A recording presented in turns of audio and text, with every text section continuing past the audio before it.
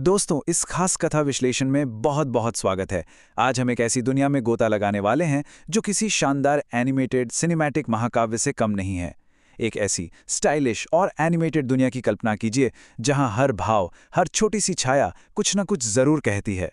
हम साम्राज्य, विश्वासघात और उस दर्द को समझने वाले हैं जो इतिहास के पन्नों में बहुत गहराई तक दर्ज है। तो चलिए बिना किसी देरी के सीधे इसमें उतरते हैं और देखते हैं कि इस पूरी कहानी के पीछे का असली सच आखिर है क्या। शुरुआत करते हैं इस बहुत ही गहरी बात से। कुछ युद्ध तलवार से लड़े जाते हैं, मगर सबसे दर्दनाक युद्ध वो होता है जहां दुश्मन अपना ही भाई निकले। जरा इस पंक्ति की गहराई को महसूस कीजिए। इमेजिन कीजिए, एक ठंडी तेज हवा का झोंका चल रहा है और चांद की रोशनी में एक अकेली तलवार चमक रही है। सच कहूं तो ये केवल एक डायलॉग नहीं है, ये इस पूरी कहानी की धड़कन है, क्योंकि अपनों का दिया हुआ धोखा हथियारों के घाव से कहीं ज्यादा गहरा और तकलीफदेह होता है।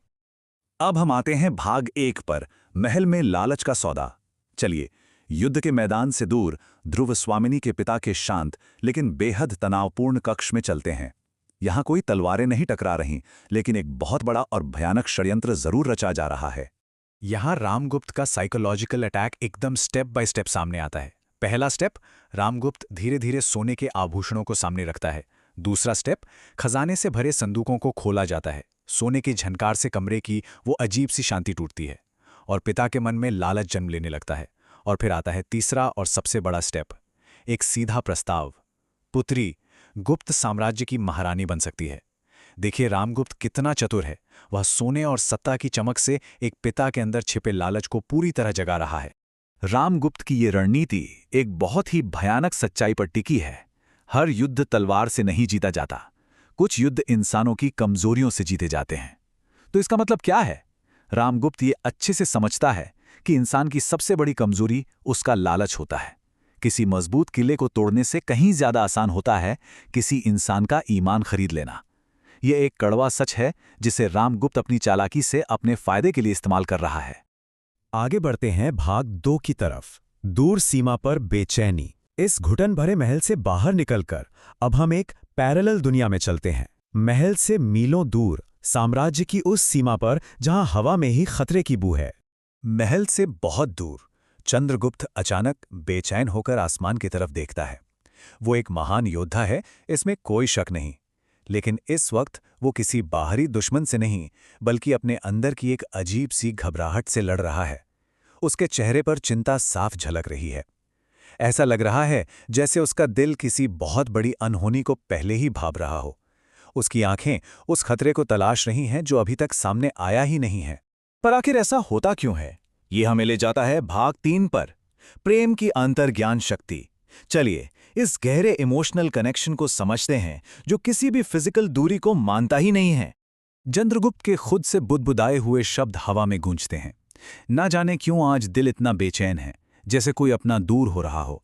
शायद प्रेम की सबसे बड़ी ताकत यही होती है, दूर रहकर भी दिल सब महसूस कर लेता है। सोचिए ये कितना मार्मिक है। यहाँ प्यार एक वार्निंग सिस्टम की तरह काम कर रहा है। उसे बिल्कुल नहीं पता कि महल में असल में क्या चल रहा है, लेकिन उसका दिल चीख चीख कर कह रहा है कि कुछ बहुत कीमती छिनने वाला है। और तभी माहौल पूरी तरह से पलट जाता है। भाग 4, आंख का विशाल विस्फोट। इमेजिन कीजिए एक भयानक गगनभेदी आवाज, धा आ आम। सीमा की सारी खामोशी के टुकड़े टुकड़े हो जाते हैं।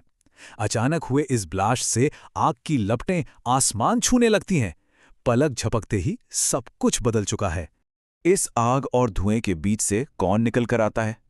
शक सम्राट वासना का एक खौफनाक अट्टहास गूंज उठता है।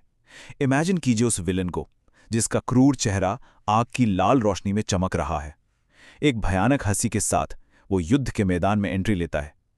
अब चंद्रगुप्त के सामने सिर्फ कोई अनजाना डर नहीं है, बल्कि एक साक्षात और बेहद खतरनाक दुश्मन खड़ा है। और इस तरह हम आते हैं भाग 5 पर, युद्ध, प्रेम और विश्वासघात।